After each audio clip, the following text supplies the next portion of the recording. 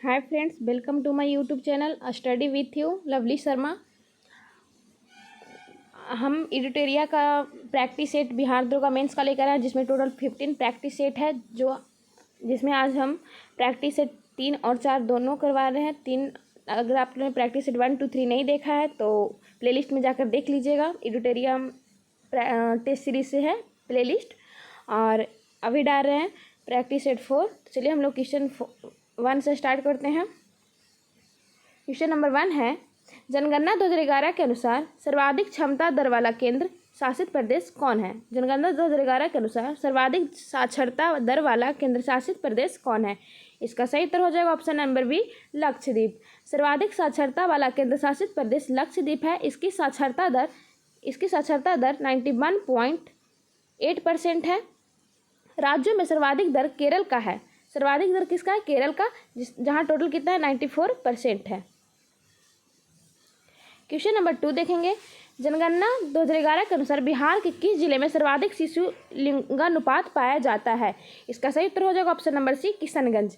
बिहार के किशनगंज जिले में सर्वाधिक शिशु लिंगानुपात 971 पाया जाता है।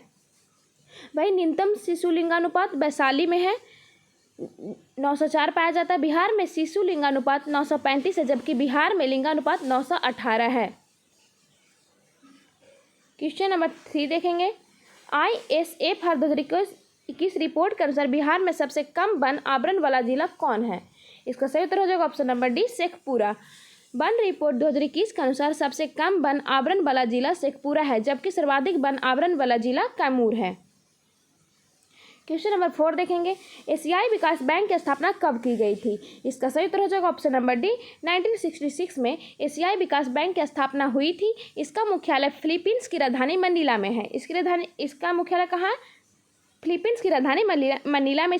इसके कुल 68 देश हैं। इसके कुल 68 देश सदस्य हैं। क्वेश्चन नंबर 5 देखें, निम्नलिखित में से कौन सा जोड़ा सही सुमेलित नहीं है? इसका सही उत्तर हो जाएगा ऑप्शन नंबर डी, खुसरो समिति औद्योगिक शाख। खुसरो समिति का संबंध कृषि शाख से है। किससे है? कृषि शाख से है। राजा चैल्या समिति का संबंध कर सुधार से है। रेखा समिति का संबंध अप्रत्यक्ष कर से है। गायपोरिया समिति का संबंध बैंकिंग सेवा सुधार से है। क्वेश्चन नंबर 6 देखेंगे, मुद्रास्फीति में मुद्रा के मूल्य पर क्या प्रभाव पड़ता है? मुद्रास्फीति में मुद्रा के मूल्य पर क्या प्रभाव पड़ता है? इसका सही उत्तर हो जाएगा ऑप्शन नंबर ए, मूल्य गिर जाता है। मुद्रास्फीति वह स्थिति है जब मुद्रा का मूल्य गिर जाता है और वस्तुओं की कीमतें बढ़ जाती है। आर्थिक दृष्टि से सीमित एक नियंत्रित मुद्रास्फीति है। अल्प विकसित अर्थव्यवस्था हेतु लाभदायक होती है, क्योंकि इससे उत्पादन को प्रोत्साहन मिलता है। क्वेश्चन नंबर 7 देखेंगे, बैंकिंग से संबंधित ग्राहकों की शिकायतों के समाधान हेतु बैंकिंग लोकपाल योजना की शुरुआत कब की गई? इसका सही उत्तर हो जाएगा ऑप्शन नंबर बी, 1995 में। बैंकिंग ढांचा को और बेहतर बनाने तथा ग्राहकों की समस्या के समाधान हेतु 14 जून 1995 को बैंकिंग लोकपाल योजना की शुरुआत की गई। बैंकिंग लोकपाल की नियुक्ति भारतीय रिजर्व बैंक द्वारा किया जाता है। क्वेश्चन नंबर 8 देखेंगे हम लोग,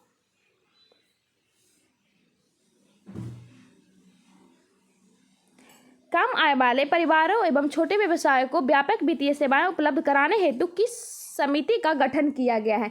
इसका सही उत्तर हो जाएगा ऑप्शन नंबर सी, नचिकेत मोर समिति। नचिकेत मोर समिति का संबंध निम्न आय वाले परिवारों एवं छोटे व्यवसायों को व्यापक वित्तीय सेवाएं उपलब्ध कराने से है। उर्जित पटेल समिति मौद्रिक नीति ढांचे का विश्लेषण हेतु है। उर्जित पटेल समिति क्या है? मौद्रिक नीति ढांचे का विश्लेषण हेतु है। विमल जालान समिति नए बैंकों को परमिट देने हेतु समीक्षा है। क्वेश्चन नंबर 9 देखेंगे, कृषि एवं ग्रामीण विकास हेतु ऋण प्रदान करने वाले देश की शीर्षस्थ संस्था है। इसका सही उत्तर हो जाएगा ऑप्शन नंबर सी, नाबार्ड। देश में कृषि एवं ग्रामीण विकास हेतु ऋण प्रदान करने वाली देश की शीर्षस्थ संस्था नाबार्ड है। इसकी स्थापना 12 जुलाई 1982 को किया गया था। क्वेश्चन नंबर 10 देखेंगे, दिए गए विकल्पों में कौन प्रत्यक्ष कर का उदाहरण नहीं है? इसका सही उत्तर हो जाएगा ऑप्शन नंबर बी, सेवा कर। सेवा कर अप्रत्यक्ष कर का उदाहरण है। सेवा कर क्या है? अप्रत्यक्ष कर का उदाहरण है। जबकि निगम कर, उपहार कर आदि प्रत्यक्ष कर का उदाहरण है। भारत में सेवा कर की शुरुआत 1995 में की गई थी। सेवा कर की शुरुआत 1995 में की गई थी। क्वेश्चन नंबर 11 देखेंगे। सिंधु घाटी सभ्यता के किस एकमात्र नगर में के घरों के दरवाजे मुख्य सड़क की ओर खुलते थे? इसका सही उत्तर हो जाएगा option number C, Lothal. Sindhu घाटी सभ्यता का लोथल एकमात्र ऐसा नगर था जहां घरों में दरवाजे मुख्य सड़क की ओर खुलते थे। अन्य नगरों में घर के दरवाजे पीछे की ओर खुलते थे। चावल के दाने का प्रथम साक्ष्य भी लोथल से भी ही प्राप्त हुआ है। लोथल गुजरात में भोगवा नदी के किनारे स्थित एक बंदरगाह शहर था। क्वेश्चन नंबर 12 देखेंगे। अशोक के किस शिलालेख में धम्म की व्याख्या की गई है? इसका सही उत्तर हो जाएगा ऑप्शन नंबर डी, 11वां। अशोक के 11वें शिलालेख में धम्म की व्याख्या की गई है। चौथे शिलालेख में भेरी घोष की जगह धम्म घोष की घोषणा की गई। भेरी घोष का मतलब होता है युद्ध नीति। 5वें शिलालेख में धर्म महामात्रों की नियुक्ति के समय विषय में जानकारी मिलती है। वही 7वें और 8वें शिलालेख में तीर्थ यात्राओं का उल्लेख मिलता है। क्वेश्चन नंबर 13 देखेंगे। कांची के कैलाशनाथ मंदिर का निर्माण किसके द्वारा करवाया गया था? इसका सही उत्तर हो जाएगा option number B, Narasimha Varman द्वितीय। कांची के कैलाश मंदिर का निर्माण पल्लव शासक नरसिंह वर्मन द्वितीय के द्वारा करवाया गया था। इसे राजसिद्धेश्वर मंदिर भी कहा जाता है। इसी मंदिर के निर्माण से द्रविड़ स्थापत्य कला की शुरुआत हुई। पल्लव वंश का संस्थापक श्री विष्णु था तथा इसकी राजधानी कांची थी। क्वेश्चन नंबर 14 देखेंगे। इब्न बतूता किस शासक के शासनकाल में भारत आया था? इसका सही उत्तर हो जाएगा ऑप्शन नंबर ए, मोहम्मद बिन तुगलक। अफ्रीकी यात्री इब्न बतूता तुगलकी वंश शासक मोहम्मद बिन तुगलक के समय में 1333 ईस्वी में भारत आया था। सुल्तान ने इसे दिल्ली का काजी नियुक्त किया था। साथ ही मोहम्मद बिन तुगलक ने 1342 ईस्वी में से अपना राजदूत बनाकर चीन भेजा था। इब्न बतूता ने रेहला नामक पुस्तक की रचना की है। इब्न बतूता ने किस पुस्तक की रचना की है? रेहला नामक पुस्तक की रचना की है। क्वेश्चन नंबर 15 देखेंगे। विजयनगर साम्राज्य के संबंध में निम्नलिखित में से असत्य कथन की पहचान करें। इसका सही उत्तर हो जाएगा ऑप्शन नंबर सी, देवराय प्रथम को जगबेटकर कहा जाता था। एक अभिलेख में देवराय द्वितीय को जगबेटकर कहा गया है। देवराय प्रथम को नहीं, देवराय द्वितीय को जगबेटकर कहा जाता था। जगबेटकर का अर्थ होता है हाथियों का शिकारी। संगम वंश का सर्वाधिक प्रतापी राजा देवराय द्वितीय था। प्रसिद्ध तेलुगु कवि श्रीनाथ देवराय के दरबार में रहते थे। फारसी राजदूत अब्दुल रजाक देवराय द्वितीय के शासनकाल में विजयनगर आया था। क्वेश्चन नंबर 16 देखेंगे। मुगल काल के संबंध में निम्नलिखित में से असत्य जोड़े की पहचान करें। इसका सही उत्तर हो जाएगा ऑप्शन नंबर डी, तानसेन का जन्म भोपाल मध्य प्रदेश में। संगीत सम्राट तानसेन का जन्म 1506 ईस्वी में ग्वालियर के एक ब्राह्मण परिवार में हुआ था। इनका असली नाम राम तनु पांडे था। अकबर ने तानसेन को कंठाभरण बानी विलास की उपाधि दी थी। अकबर के दरबार में आने से पहले तानसेन रीवा के राजा रामचंद्र के दरबार में रहते थे। Question number 17। कबूलियत में पट्टा प्रथा की शुरुआत किसके द्वारा किया गया था? इसका सही उत्तर हो जाएगा option number B, Sher Shah Suri. कबूलियत में पट्टा प्रथा की शुरुआत शेरशाह के द्वारा किया गया था। शेरशाह ने भूमि की माप हेतु 32 अंक वाला सिकंदरी गज एवं सन की डंडी का प्रयोग किया। इसने 178 ग्रेन चांदी का रुपया तथा 380 ग्रेन तांबे का दाम चलवाया। इसने सासाराम के नजदीक रोहतासगढ़ के दुर्ग का निर्माण करवाया था। क्वेश्चन नंबर 18 देखेंगे। भारत में डचों द्वारा प्रथम कारखाना की स्थापना कहाँ की गई थी? इसका सही उत्तर हो जाएगा ऑप्शन नंबर ए, मुसल्लीपट्टम। डचों ने भारत में अपना पहला कारखाना 1605 में मुसल्लीपट्टम में स्थापित किया, लेकिन इसके पूर्व भी 1596 में प्रथम डच यात्री कॉर्नवालिस भारत आया था। मुसल्लीपट्टम के से डच लोग मुख्यतः नील का निर्यात करते थे। पुलिकट में निर्मित डच फैक्ट्री का निर्माण गोल्ड्रिया था। गोल्ड्रिया भारत में डचों की एकमात्र किलाबंद बस्ती थी। क्वेश्चन नंबर 19 देखेंगे। भारत में सर्वप्रथम सहायक संधि का प्रयोग किसके द्वारा किया गया था? इसका सही उत्तर हो जाएगा option number A, Dupleix. Option number D होगा डुप्ले के द्वारा।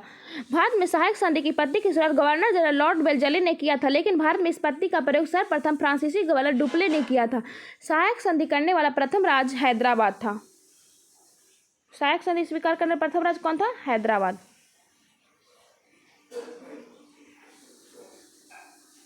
क्वेश्चन नंबर 20 देखेंगे। सूचीबद्ध एवं सूची 2 को सही मिलान करें। सूचीबद्ध में विद्रोह, सूची 2 में नेतृत्व करता है। इसका सही उत्तर हो जाएगा खोंड विद्रोह,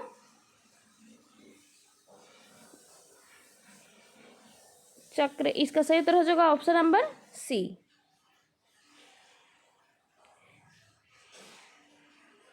चंपारण आंदोलन के संबंध में असत्य कथन की पहचान करें।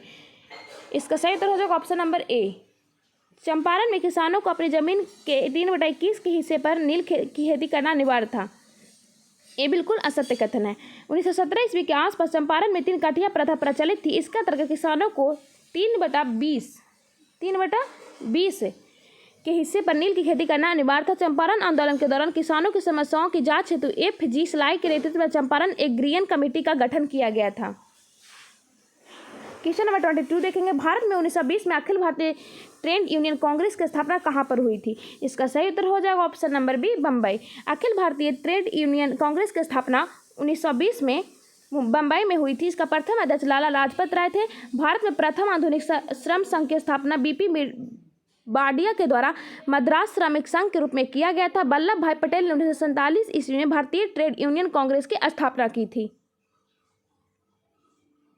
क्वेश्चन नंबर 23 देखेंगे। निम्नलिखित में से कौन जोड़ा सुमेलित नहीं है? तो इसका सही उत्तर हो जाएगा option number C, Deoband school 1807।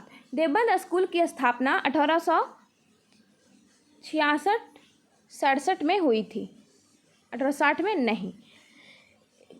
Deoband school की स्थापना 1866-67 में उत्तर प्रदेश के सहारनपुर में मोहम्मद कासिम ननौतवी एवं रशीद अहमद गंगोही द्वारा की गई थी। यह संस्था विद्यार्थियों को इस्लाम धर्म के प्रचार प्रसार करने हेतु करता था। क्वेश्चन नंबर 24 देखेंगे। किस आंदोलन के समय तिलक स्वराज फंड की स्थापना की गई थी? इसका सही उत्तर हो जाएगा ऑप्शन नंबर डी, असहयोग आंदोलन। 1920 में असहयोग आंदोलन के खर्च की पूर्ति हेतु तिलक स्वराज फंड की स्थापना की गई थी। इसमें लोगों द्वारा 1 करोड़ रुपए से अधिक रुपए जमा किए गए। मोहम्मद अली पहले नेता थे जिन्हें सर्वप्रथम असहयोग आंदोलन में गिरफ्तार किया गया था। क्वेश्चन नंबर 25 देखेंगे। किनके प्रयासों से गांधी जी एवं अम्बेडकर के बीच पूना समझौते संपन्न हुआ था? तो इसका सही उत्तर हो जाएगा option number B, Madan Mohan Malviya. Madan Mohan Malviya के प्रयासों से 26 सितंबर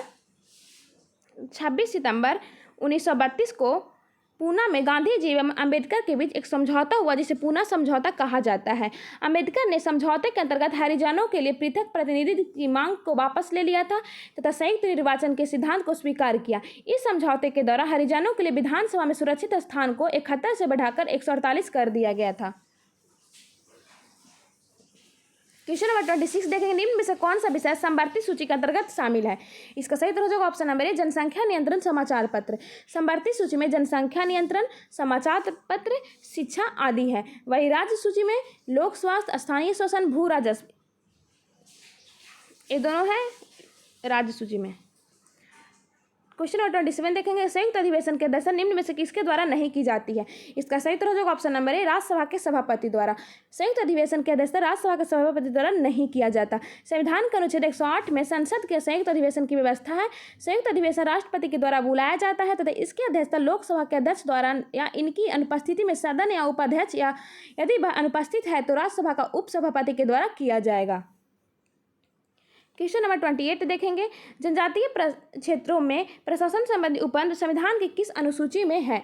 इसका सही उत्तर हो जाएगा ऑप्शन नंबर सी, 6ठी अनुसूची में। जनजातीय क्षेत्रों के प्रशासन संबंधी प्रावधान संविधान की 6ठी अनुसूची में है। अनुसूचित क्षेत्रों एवं अनुसूचित जनजाति के प्रशासन संबंधी प्रावधान संविधान की 5वीं अनुसूची में है।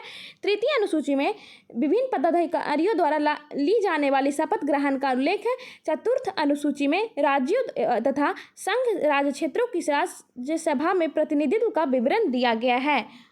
क्वेश्चन नंबर 29 देखेंगे। भारतीय संविधान के किस अनुच्छेद में संवैधानिक उपचारों का अधिकार प्रदान किया गया है? इसका सही उत्तर हो जाएगा ऑप्शन नंबर डी, अनुच्छेद 32। अनुच्छेद 32 में संवैधानिक उपचारों संबंधी प्रावधान किया गया है, यानी कि दिया गया है। इसके अंतर्गत मौलिक अधिकारों को प्रवर्तित कराने के लिए समुचित कार्यवाहियों द्वारा उच्चतम न्यायालय में आवेदन करने का अधिकार प्रदान किया गया है। संवैधानिक उपचारों के अधिकार को डॉक्टर भीमराव अम्बेडकर ने संविधान की आत्मा कहा है। संवैधानिक उपचारों के अधिकार को भीमराव अम्बेडकर ने संविधान की आत्मा कहा है। इसके तहत न्यायालय को 5 तरह की रीट निकालने की शक्ति प्रदान की गई है।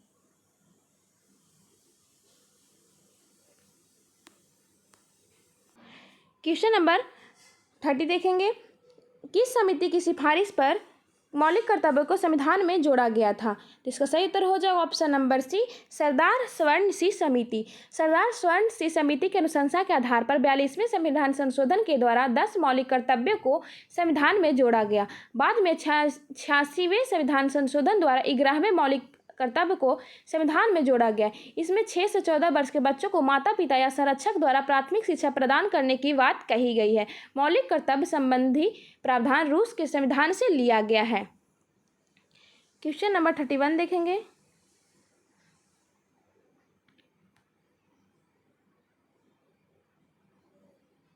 राष्ट्रपति के संबंध में असत्य कथन की पहचान करें। इसका सही उत्तर हो जाएगा ऑप्शन नंबर बी, अध्यादेश का प्रभाव सत्र शुरू होने के 6 माह तक रहता है। राष्ट्रपति द्वारा जारी अध्यादेश संसद सत्र शुरू होने के 6 सप्ताह तक रहता है। 6 माह तक नहीं, 6 सप्ताह तक रहता है। राष्ट्रपति द्वारा अध्यादेश तभी जारी किया जा सकता है जब संसद का सत्र नहीं चल रहा हो। जब दोनों सदन सत्र में हो तब राष्ट्रपति को यह शक्ति नहीं होती। क्वेश्चन नंबर 32 देखेंगे। भारत का उपराष्ट्रपति राष्ट्रपति के रूप में अधिकतम कितने समय तक कार्य कर सकता है? इसका सही उत्तर हो जाएगा ऑप्शन नंबर डी, 6 माह। भारत का उपराष्ट्रपति राष्ट्रपति के रूप में अधिकतम 6 महीने तक कार्य कर सकता है। इस दौरान राष्ट्रपति का चुनाव करा लेना अनिवार्य होता है। राष्ट्रपति के रूप में कार्य करते समय उपराष्ट्रपति राष्ट्रपति को मिलने वाली वेतन तथा सभी सुविधाओं का उपभोग करता है। क्वेश्चन नंबर 33 देखेंगे। निम्न में से कौन सा सही सुमेलित नहीं है? इसका उत्तर हो जाएगा, सही उत्तर हो जाएगा ऑप्शन नंबर बी, उत्तराखंड में विधानसभा के सदस्यों की संख्या 70 है। तो अन्य सभी विकल्प सही सुमेलित हैं। पंजाब में 117 है, मणिपुर में 60, गोवा में 40 है। निम्नलिखित में से कौन सी प्रक्रिया आयरलैंड के संविधान से नहीं लिया गया है? तो इसका सही उत्तर हो जाएगा ऑप्शन नंबर डी, बी और सी। राष्ट्रपति के निर्वाचक मंडल की व्यवस्था आयरलैंड से ली गई है। भारत राज्यसभा के सदस्यों का निर्वाचन ये दक्षिण अफ्रीका से लिया गया है। दक्षिण अफ्रीका से लिया गया एवं संसदीय विशेषाधिकार की शक्ति ब्रिटेन से ली गई है। संसदीय विशेषाधिकार की शक्ति कहाँ से ली गई है? ब्रिटेन से ली गई है। क्वेश्चन नंबर 35 देखेंगे। भारत सरकार का सर्वप्रथम विधि अधिकारी कौन होता है? इसका सही उत्तर हो जाएगा option number C, attorney general. Bharat सरकार का सर्वप्रथम विधि अधिकारी अटॉर्नी जनरल, जिसे महान्यायवादी कहते हैं, वो होते हैं। भारत का महान्यायवादी न तो संसद का सदस्य होता है, न ही मंत्रिमंडल का सदस्य होता है, लेकिन वह किसी भी सदन में अथवा उसकी समितियों में बोल सकता है, किंतु उसे मत देने का अधिकार नहीं है। क्वेश्चन नंबर 36 देखेंगे। केंद्र एवं राज्य के बीच वित्तीय विवादों के निपटारा हेतु मुख्य एजेंसी कौन है? तो इसका सही उत्तर हो जाएगा ऑप्शन नंबर ए, सर्वोच्च न्यायालय। केंद्र और राज्यों के बीच वित्तीय विवादों से निपटारा हेतु मुख्य एजेंसी सर्वोच्च न्यायालय है। वित्त आयोग संघ और राज्यों के मध्य वित्त के बंटवारे की सिफारिश करता है। वित्त आयोग संघ और राज्यों के समय वित्त बंटवारे की सिफारिश करता है। क्वेश्चन नंबर 37 देखेंगे। निम्नलिखित में से कौन राज्य विधानमंडल का अंग नहीं होता? इसका सही उत्तर हो जाएगा option number C, advocate general. Advocate general राज्य विधानमंडल का अंग नहीं होता है, वह राज्य सरकार का सर्वोच्च विधि अधिकारी होता है। राज्य विधानमंडल का निर्माण राज्यपाल, विधान परिषद एवं विधानसभा को मिलकर होता है। राज्य मंत्रिपरिषद सामूहिक रूप से विधानसभा के प्रति उत्तरदायी होता है। क्वेश्चन नंबर 38 देखेंगे। भारत ने हाल ही में किस अंतर सरकारी संगठन के साथ डिजिटल कार्य योजना 2022 को मंजूरी दी है? इसका सही उत्तर हो जाएगा option number C, Asian. Bharat ने जनवरी 2022 में एशियन के साथ मिलकर डिजिटल कार्य योजना 2022 को मंजूरी दी है। एशियन की स्थापना 1967 में हुई थी, जबकि इसका मुख्यालय जकार्ता है। इसका स्थापना 1967 में हुई थी और इसका मुख्यालय कहाँ है? जकार्ता। क्वेश्चन नंबर 39 देखेंगे। अंतर्राष्ट्रीय सीमा शुल्क दिवस प्रतिवर्ष कब मनाया जाता है? इसका सही उत्तर हो जाएगा ऑप्शन नंबर बी, 26 जनवरी। अंतर्राष्ट्रीय सीमा शुल्क दिवस प्रत्येक वर्ष 26 जनवरी को मनाया जाता है। इस दिवस को मनाने का मुख्य उद्देश्य सीमा शुल्क मार्गदर्शन और समर्थन को बढ़ावा देना। इसका मुख्यालय ब्रुसेल्स में है। क्वेश्चन नंबर 40 देखेंगे।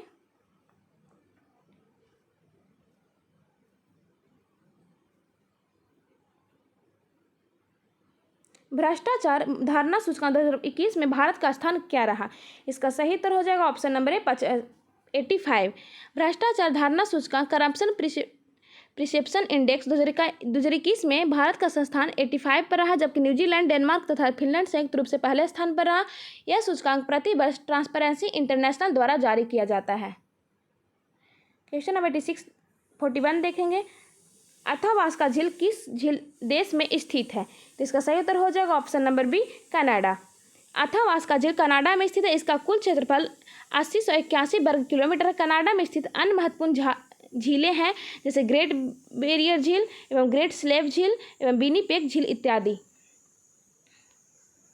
क्वेश्चन नंबर 42 देखें। निम्नलिखित में से कौन सी पर्वत चोटी भारत में स्थित है?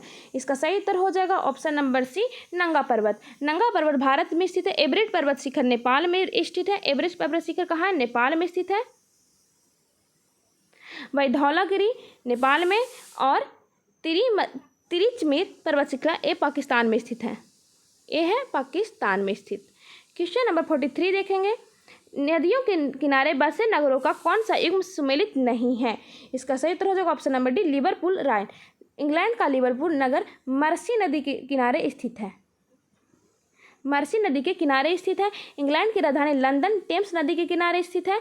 ब्रिस्टल नगर एवन नदी के किनारे स्थित है। वही रोम है टाइबर नदी के किनारे। बर्लिन स्प्री कीव नीपर नदी के किनारे स्थित है। क्वेश्चन नंबर 44 देखेंगे। निम्नलिखित में से कौन सा दर्रा त्रिवेंद्रम एवं मदुरै के बीच संपर्क मार्ग प्रदान करता है? इसका सही उत्तर हो जाएगा ऑप्शन नंबर बी, सिनकोट। सिनकोट दर्रा त्रिवेंद्रम एवं मदुरै के बीच संपर्क मार्ग प्रदान करता है। अन्य दर्रे एवं संपर्क शहर इस प्रकार है जैसे थालघाट नासिक एवं मुंबई। थालघाट नासिक एवं मुंबई के बीच प्रदान करता है। भोरघाट मुंबई एवं पुणे के बीच। पालघाट कोयम्बटूर एवं कोचीन के बीच मार्ग प्रदान करता है। क्वेश्चन नंबर 45 देखेंगे। निम्नलिखित में से किस नदी का मुहाना चिनाब नदी नहीं है? इसका सही उत्तर हो जाएगा ऑप्शन नंबर ए, ब्यास। ब्यास नदी हरिके बैराज के निकट सतलज नदी में मिल जाती है। यह नदी रोहतांग दर्रे के समय ब्यास कुंड से निकलती है। इसकी कुल लंबाई 470 किलोमीटर है। इसकी कुल लंबाई कितनी? 470 किलोमीटर है। कुल्लू घाटी से बहती हुई धौलाधर पर्वत को पार कर पंजाब के मैदान में पहुंचता है। सतलज, झेलम एवं रावी नदी का मुहाना चिनाब नदी है। सतलज, झेलम, रावी नदी का मुहाना तीनों का क्या है? चिनाब नदी। क्वेश्चन नंबर 46 देखेंगे। ग्रीष्म ऋतु में होने वाली वर्षा को कहाँ पर आम्र वर्षा नाम से जाना जाता है? इसका सही उत्तर हो जाएगा ऑप्शन नंबर सी, केरल। ग्रीष्म ऋतु में केरल एवं तथा कर्नाटक में होने वाली तूफानी वर्षा को आम्र वर्षा कहा जाता है क्योंकि आम की फसल के लिए यह अत्यधिक लाभकारी है।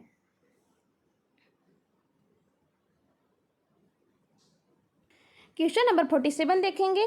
लाल मिट्टी के लाल रंग का कारण क्या है? इसका सही उत्तर हो जाएगा ऑप्शन नंबर सी, लौ ऑक्साइड की उपस्थिति। लाल मिट्टी के लाल रंग का कारण उसमें उपस्थित लौ ऑक्साइड होता है। जल योजित रूप से यह पीली दिखाई देती है। यह अम्लीय प्रकृति की मिट्टी होती है। इसमें नाइट्रोजन, फास्फोरस एवं ह्यूमस की कमी होती है। यह मिट्टी प्रायः उर्वरता विहीन बंजर भूमि के रूप में पाई जाती है। इसमें सिलिका एवं आयरन की बहुलता पाई जाती है। क्वेश्चन नंबर 48 देखेंगे। कर्नाटक का कोलार खान किस खनिज पदार्थ हेतु प्रसिद्ध है? इसका सही उत्तर हो जाएगा ऑप्शन नंबर डी, सोना। कर्नाटक के कोलार एवं हट्टी खाने सोना के उत्पादन हेतु प्रसिद्ध है। देश में कुल स्वर्ण उत्पादन का 98% भाग अकेले कर्नाटक राज्य से प्राप्त किया जाता है। इसके अलावा स्वर्ण कुछ मात्रा में बिहार, आंध्र प्रदेश, तमिलनाडु एवं झारखंड में भी पाया जाता है। क्वेश्चन नंबर 49 देखेंगे। स्वेज नहर निम्नलिखित में से किनको मिलाती है? इसका सही उत्तर हो जाएगा ऑप्शन नंबर ए, भूमध्य सागर और लाल सागर। भूमध्य सागर और लाल सागर को स्वेज नहर जोड़ती है। क्वेश्चन नंबर 50 देखेंगे। निम्नलिखित राज्यों में से किसे भारत का कोहिनूर कहा जाता है? तो इसका सही उत्तर हो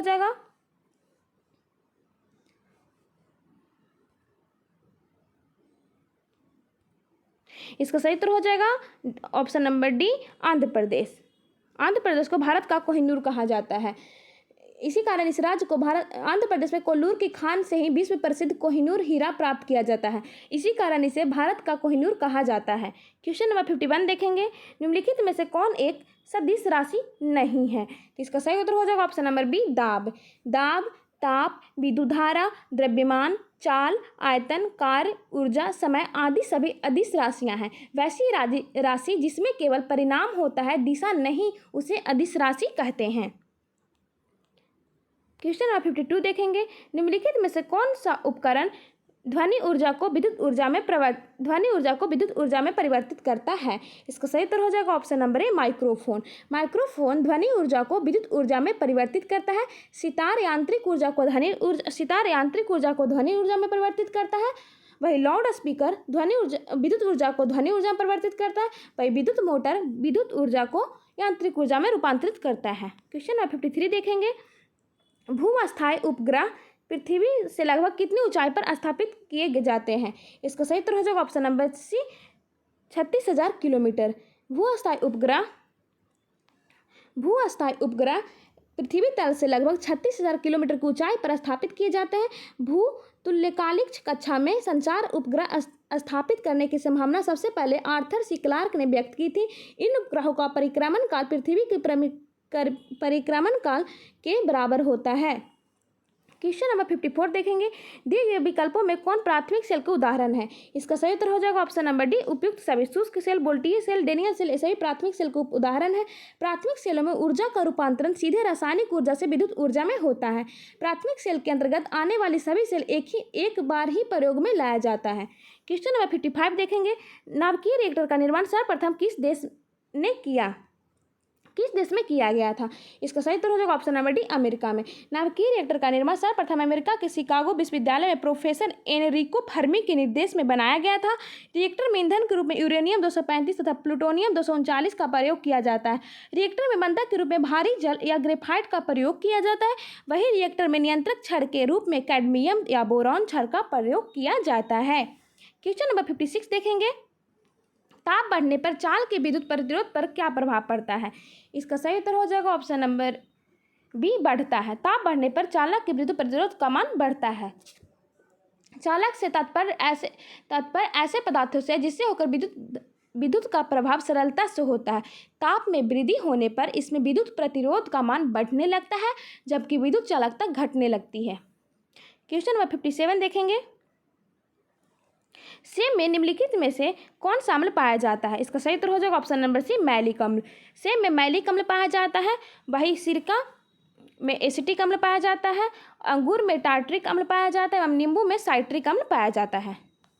क्वेश्चन नंबर 58 देखेंगे। निम्नलिखित में से कौन थर्मोसेटिंग प्लास्टिक का उदाहरण है? इसका सही उत्तर हो जाएगा ऑप्शन नंबर ए बैकेलाइट। बैकेलाइट एवं मेलामाइन थर्मोसेटिंग प्लास्टिक का उदाहरण है। वह प्लास्टिक जो पहली बार गर्म करने पर मुलायम हो जाता है और उसे इच्छित आकार में ढाल लिया जाता है, इसे पुनः गर्म करके मुलायम नहीं बनाया जा सकता। इस प्रकार के अनुत्क्रमणीय बहुलकों को तापदृढ़ भी कहा जाता है। क्वेश्चन नंबर 59 देखेंगे।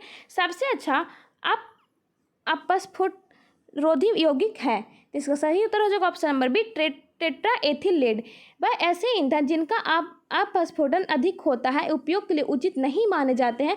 अपस्फोटन कम करने के लिए ऐसे ईंधनों के अपस्फोटन रोधी यौगिक मिला दिया जाता है जिससे इनका अपस्फोटन कम हो जाता है। इससे अच्छा अपस्फोटन रोधी यौगिक टेट्रा एथिल लेड है। क्वेश्चन नंबर 60 देखेंगे। डोलोमाइट किस धातु का प्रमुख अयस्क है? इसका सही उत्तर हो जाएगा ऑप्शन नंबर एक कैल्शियम। कैल्शियम के प्रमुख अयस्क है जैसे dolomite, calcite, gypsum, fluorspar, calcium magnesium silicate या एवेस्टस आदि हैं। क्वेश्चन नंबर 61 देखेंगे। निम्नलिखित में से कौन सा युग्म सही सुमेलित नहीं है?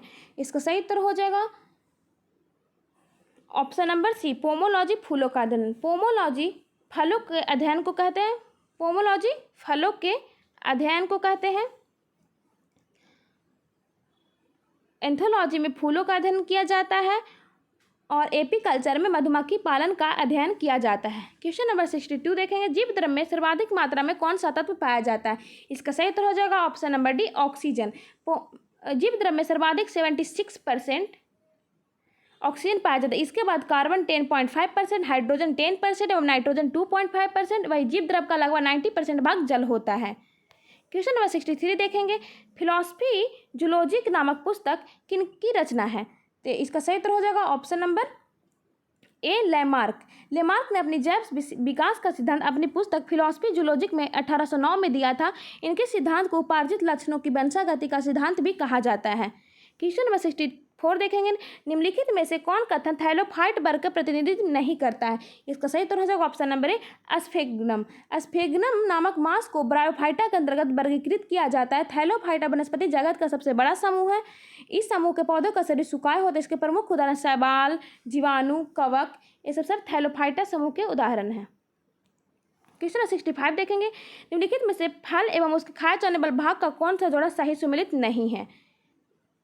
इसका सही उत्तर हो जाएगा ऑप्शन नंबर सी नारियल का मध्यभित्ति। नारियल का खाया जाने वाला भाग भ्रूणपोष कहलाता है। क्या कहलाता है?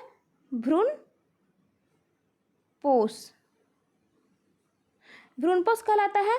पपीता में मध्य फल भित्ति खाया जाता है। लीची में एरिल खाया जाता है। नारंगी में जूसी हेयर खाया जाता है। क्वेश्चन नंबर 66 देखेंगे, पेड़ पौधे वायुमंडल के किस विधि द्वारा CO2 ग्रहण करते हैं? इसका सही उत्तर हो जाएगा ऑप्शन नंबर बी विसरण विधि के द्वारा। पेड़ पौधे वायुमंडल में CO2 विसरण विधि से जल का अवशोषण करते हैं। पौधों की कोशिकाओं में जल सीरा से परासरण द्वारा जाता है, जबकि पौधों की जड़ों के द्वारा जल विसरण विधि द्वारा अवशोषित किया जाता है। क्वेश्चन नंबर 67 देखेंगे, जलीय फंड जैव उर्वरक के रूप में प्रयुक्त किया जाता है, वह है? इसका सही उत्तर हो जाएगा ऑप्शन नंबर बी एंजोला। एंजोला एक तैरती हुई जलीय फंड है जो शैवालों से मिलती जुलती है। यह एक जैव उर्वरक है जो धान की उपज बढ़ाती है। वहीं ये कुक्कुट, मछली और कुछ पशुओं के चारे का काम आता है। क्वेश्चन नंबर 68 देखेंगे, छोटी आंत के आंतरिक दीवारों पर अंगुली नुमा संरचना पाई जाती है, ये कहलाते हैं? इसका सही उत्तर हो जाएगा ऑप्शन नंबर डी विल्ली। छोटी आंत के आंतरिक दीवारों पर अंगुली नुमा संरचना पाई जाती है, जिसे बिली कहते हैं। बिली छोटी आंत में अवशोषण क्षेत्र को बढ़ाने का कार्य करता है। छोटी आंत आहार नाल का सबसे लंबा भाग होता है। क्वेश्चन नंबर 69 देखेंगे, इनमें से कौन सा पौधा वृद्धि मापने के लिए प्रयुक्त उपकरण है? इसका सही उत्तर हो जाएगा ऑप्शन नंबर ए क्रेस्कोग्राफ। पौधों की वृद्धि मापने के लिए क्रेस्कोग्राफ का प्रयोग किया जाता है, जिसकी खोज जेबी बोस ने किया था। क्रोनोमीटर का उपयोग पानी के जहाज़ों में सही समय का पता लगाने के लिए किया जाता है। क्रोनोमीटर का उपयोग पानी वाले जहाज़ों में सही समय का पता लगाने के लिए किया जाता है। 70 क्वेश्चन नंबर 70 देखेंगे, आयोडीन के संश्लेषण के लिए आवश्यक है। इसका सही उत्तर हो जाएगा ऑप्शन नंबर सी थायरॉक्सिन।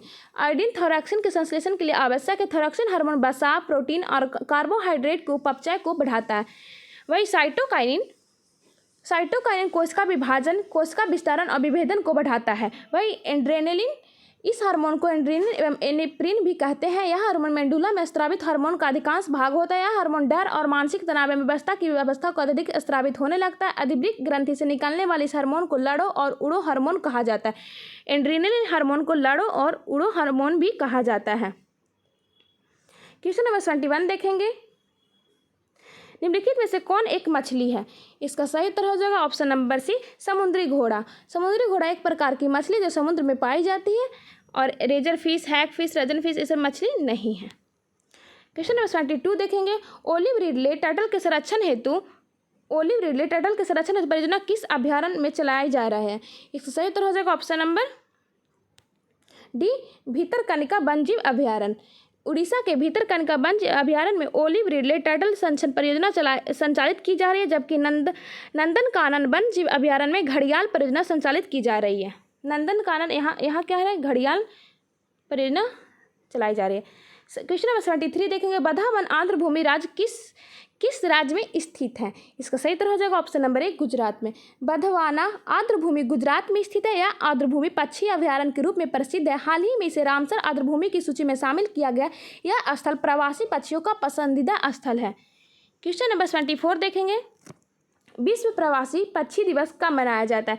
इसका सही उत्तर हो जाएगा ऑप्शन नंबर बी 8 मई। विश्व प्रवासी पक्षी दिवस 8 मई को मनाया जाता है। वही 18 अप्रैल को विश्व विरासत दिवस मनाया जाता है, और 18 मई को विश्व संग्रहालय दिवस मनाया जाता है, और 21 जून को अंतर्राष्ट्रीय योग दिवस मनाया जाता है।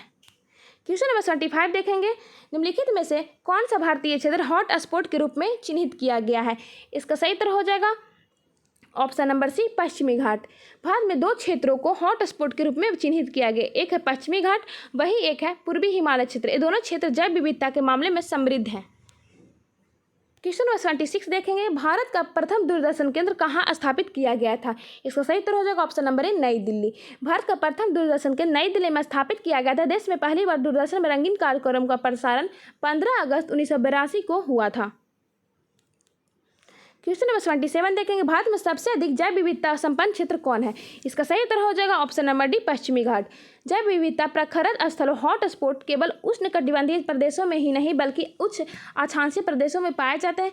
भारत में निम्नलिखित 4 वैध विविधता हॉट स्पॉट स्थल हैं: पूर्वी हिमालय, पश्चिमी घाट, म्यांमार भारत सीमा तथा सुंडालैंड स्थित है।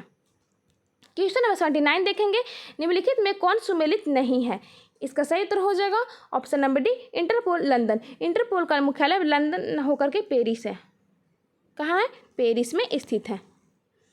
अन्य सभी सही सुमेलित। गैट का मुख्यालय जेनेवा में, एशियन का मुख्य जकार्ता में, नाटो का ब्रुसेल्स में है, वही इंटरपोल का मुख्यालय कहाँ है? पेरिस में है। विश्व में सर्वाधिक निर्वाचक संख्या वाला देश कौन है? इसका सही उत्तर हो जाएगा ऑप्शन नंबर ए, भारत। विश्व में सर्वाधिक निर्वाचक संख्या वाला देश भारत है, जबकि सर्वाधिक जनसंख्या वाला देश चीन है। क्वेश्चन नंबर 80 देखेंगे, न्याय दर्शन के संस्थापक कौन है? इसका सही उत्तर हो जाएगा ऑप्शन नंबर ए, महर्षि गौतम। न्याय दर्शन के संस्थापक महर्षि गौतम थे। संस्कृत व्याकरण के जनक पाणिनि थे। क्वेश्चन नंबर 81 देखेंगे। क्वेश्चन नंबर 81 देखेंगे, यहाँ से आपका मैथ का सेक्शन स्टार्ट होता है। आप लोग स्क्रीनशॉट लेकर इसे सॉल्व कर लीजिएगा। मैं आंसर बता देती हूँ। 4 अंकों की बड़ी से बड़ी संख्या ज्ञात कीजिए, जिसमें 12, 18, 24 में प्रत्येक से भाग देने पर हर दशा में 7 शेष बचे। इसका सही उत्तर हो जाएगा ऑप्शन नंबर सी। 82 का देखते हैं, यदि ए वाई बी बराबर 6/7 हो तो a + 2b by a - 3b का मान क्या होगा? इसका सही उत्तर हो जाएगा ऑप्शन नंबर बी। 83 में एक की कार्य दक्षता 20 से दुगनी है। यदि दोनों मिलकर किसी कार्य को 14 दिन में समाप्त करते हैं तो ए अकेला इस कार्य को कितने दिन में समाप्त करेगा? इसका सही उत्तर हो जाएगा ऑप्शन नंबर सी, 21 दिन। क्वेश्चन नंबर 84 देखते हैं, किसी घन पर एक निश्चित दर से 2 वर्ष का साधारण ब्याज 160 रुपया है, चक्रवृद्धि ब्याज 170 रुपया है, तो ब्याज की वार्षिक दर ज्ञात करें। इसका सही उत्तर हो जाएगा option number B, 12.5%। Question number 85 देखें, एक शंक्वाकार तंबू के आधार पर त्रिज्या 7 मीटर, ऊंचाई 24 मीटर, इसे बनाने में 1.25 मीटर चौड़ा कितना कपड़ा लगेगा? इसका सही उत्तर हो जाएगा ऑप्शन नंबर सी, 440 मीटर।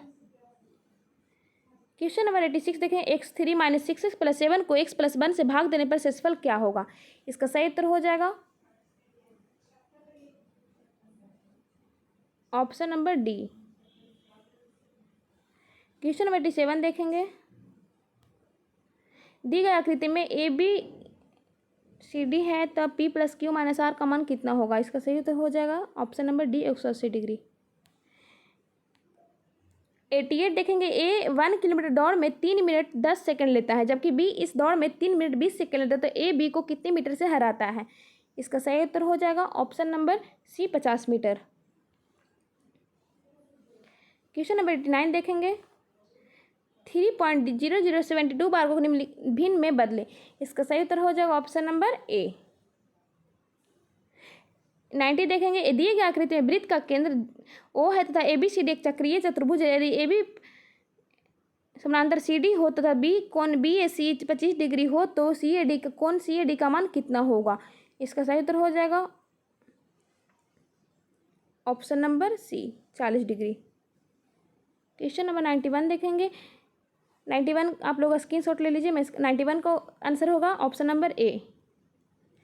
92 का होगा ऑप्शन नंबर बी, 52। 93 का होगा ऑप्शन नंबर डी, 135। भाई 94 का होगा ऑप्शन नंबर सी। 95 का होगा महिलाओं चिकित्सक शिक्षण और महिलाओं के बीच संबंध को भली भांति दर्शाती है। इसका सही उत्तर हो जाएगा ऑप्शन नंबर बी।